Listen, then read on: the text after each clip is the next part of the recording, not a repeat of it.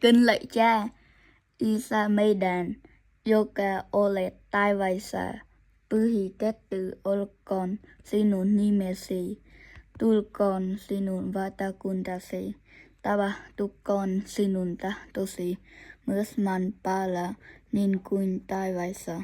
Anna meille tänä päivänä joka päiväinen leipämme, ja anna meille anteeksi velkamme, niin kuin mekin annamme anteeksi velvollisillemme.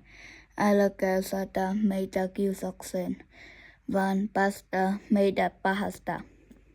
Kính mừng, terve Maria, armoitettu, Herra sinun kanssasi, siunattu sinä naisten joukossa, ja siunattu kohtusi hedelmä Jeesus.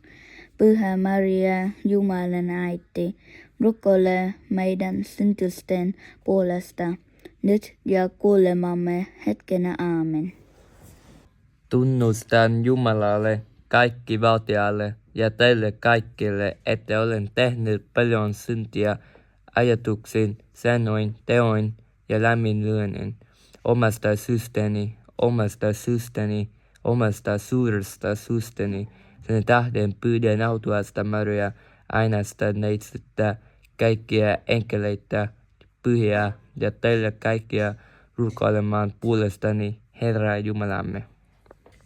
Pyhä Mikael, arkien enkeli, puolusta meitä taistelussa ja ole suojemamme paholaisen juonia ja puhutta vastaan. Nöyrästi rukoilemme, ojentakoon Jumalan häntä, ja sinä, taivaan joukkojen päämies, syöksee Jumalan voimalla helvettiin saatana ja muut pahat henget, jotka kiertelevat maailmaa sielujen kadotukseksi. Amen.